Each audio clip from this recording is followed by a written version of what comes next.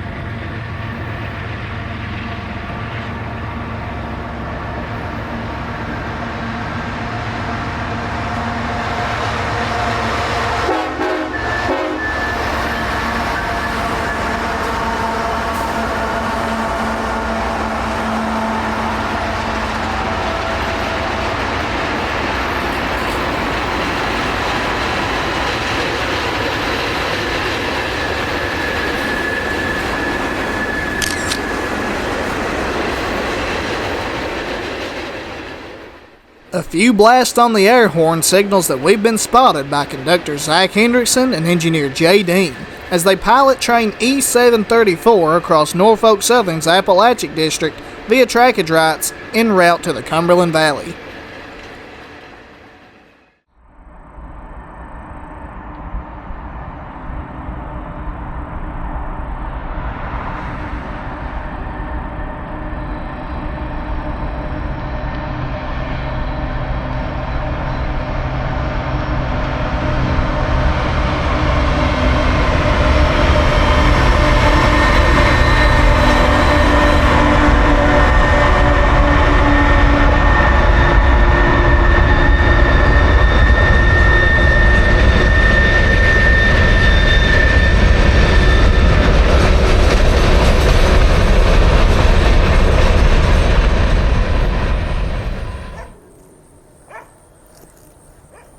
Shortly after reuniting with their home rails, the coal empties rattle through Allinger on the Virginia side of the Cumberland Valley on their journey to Loyall.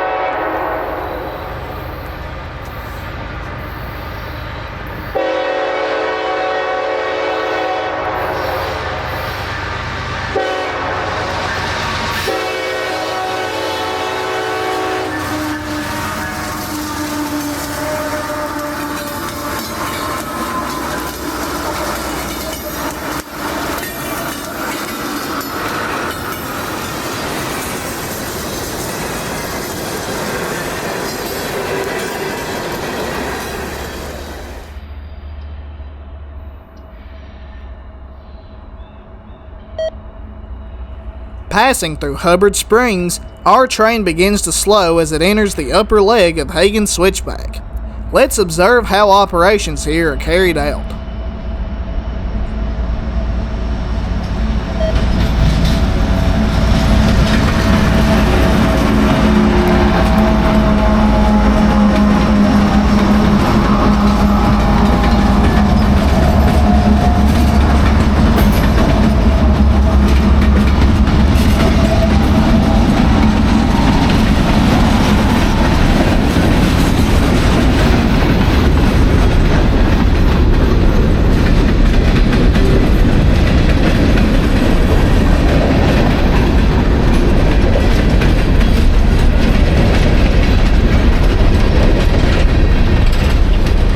Hagans Switchback is the only operating mainline switchback in the nation and is tucked away into the crevice of an Appalachian holler in Hagans, Virginia. Northbound trains coming from Kingsport ease down grade past the old CV main and into the upper tail track, aligning the switch via radio control. Once clear, they shove downhill and into the lower tail tracks, where the head end is realigned and facing northbound, and the consist may continue north to Loyall. Southbound trains from Loyall to Kingsport will perform the same movements but in reverse, those operations of which can be viewed through the card at the top right of your screen now.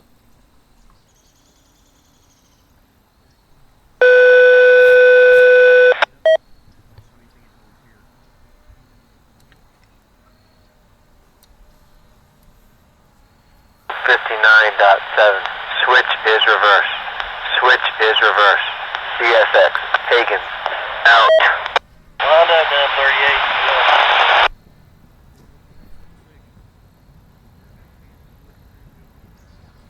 38. The lower tail tracks of Hagans Switchback can only fit at most a 110 car unit train, full trains in which have to cut their cars and shove into the siding to clear the switches guarding the junction. The main line, so to speak, is around 4,000 feet, fitting roughly 75 cars, whilst the siding on the left measures at 2,200 feet, roughly 40 car lengths, of course all dependent upon how many locomotives and what kind of cars you have. Our train today meets that standard, and we take position alongside a group of fellow rail fans as Conductor Hendrickson comes into view.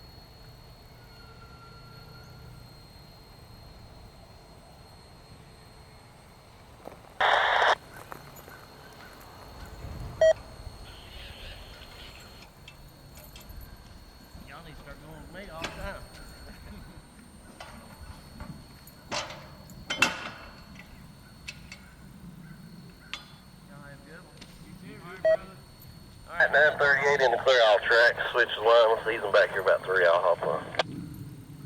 Alright, I'll keep them under 40.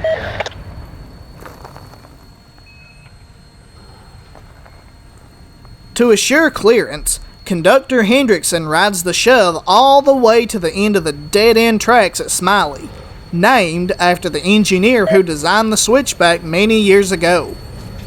Once the bulk of the train is situated on the main, he will cut the cars and shove the remainder into the siding until the locomotives are in the clear. With Hendrickson on the rear of the cut, Engineer J. Dean will grab the switch to realign the train for Loyall.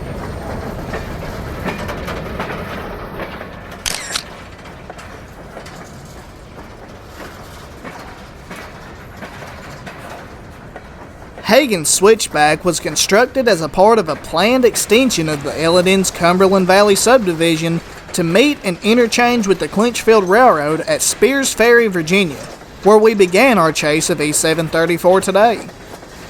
In October of 1927, construction began off of the CV's Martins Fork branch and was opened for traffic in December of 1930, after the completion of a 13-mile stretch of track and the 6,244 feet Hagans Tunnel between Kentucky and Virginia. The L&N met their main line here and constructed the switchback as a means of redirecting trains until the remainder of the route could be finished. This, however, was also the time period of the Great Depression, and its effects weighed strong against the L&N, who soon scrapped the plans and instead opted to gain trackage rights over the Interstate Railroad and interchange with the Clinchfield at Miller Yard, also leaving Hagans as a permanent fixture.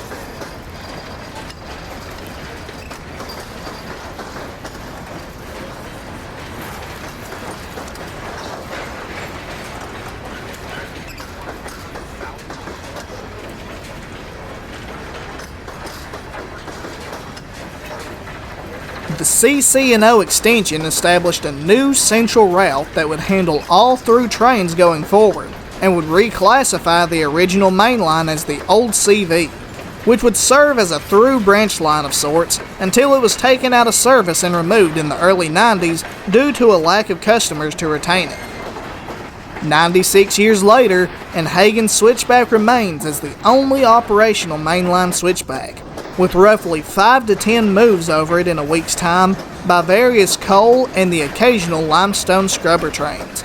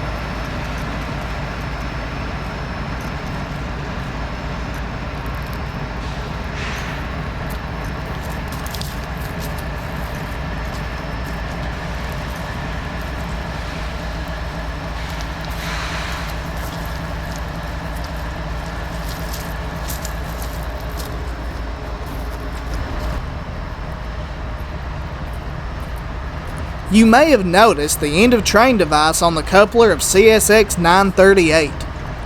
Today's train is made up of 6 engines, the first 2 of which being a move of the light Eastman power back to Loyall for the second half of their train, hence the additional EOT.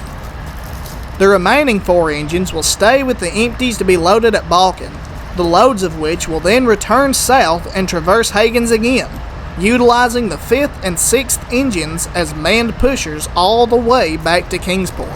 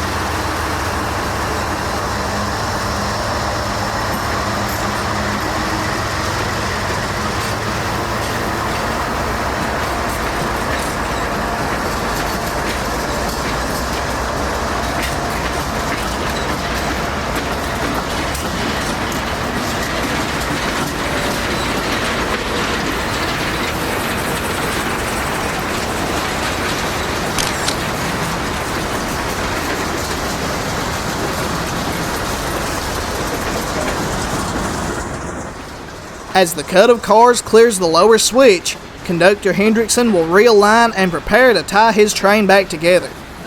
With so many years of service and use, the older couplers on these coal cars can sometimes be tough to make a proper connection.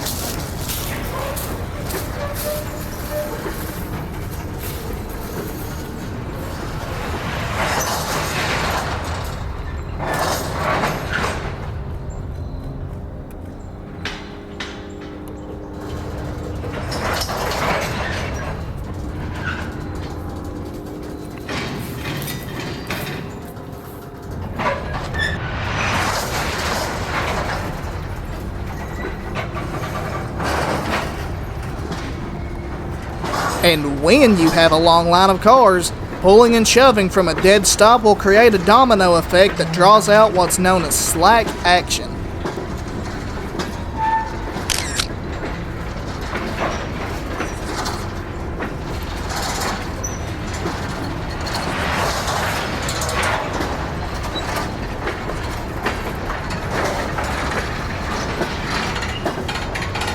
The accompanying sound is like a loud burst of thunder, and I suggest you brace yourself for this one.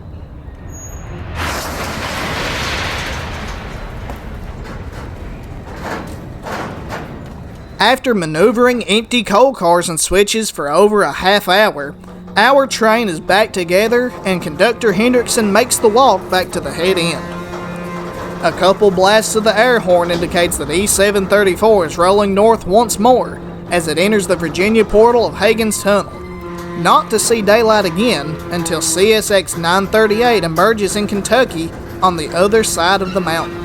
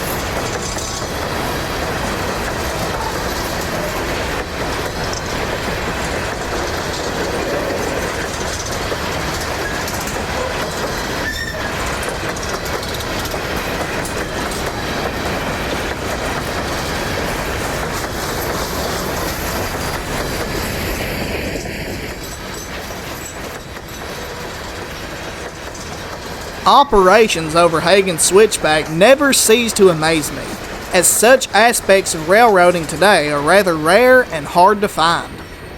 Today's operations represent just one of hundreds of trains that pass through here every year, and so I hope you enjoyed this brief look into how it's done.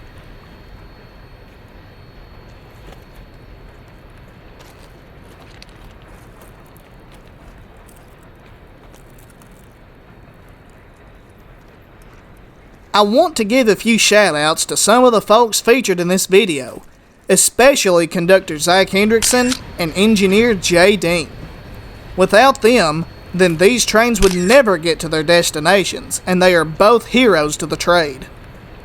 I also want to shout out Jay's son, Kelton Dean, a longtime fan of the channel, as well as my fellow rail fans that I had the pleasure to chase these empties with.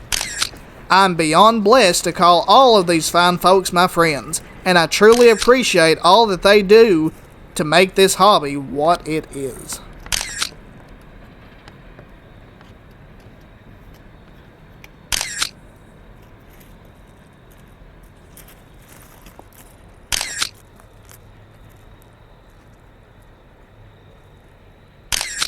I hope you've enjoyed your time with us today out here in the coal country. And if you have, then please consider subscribing so that you don't miss the next adventure.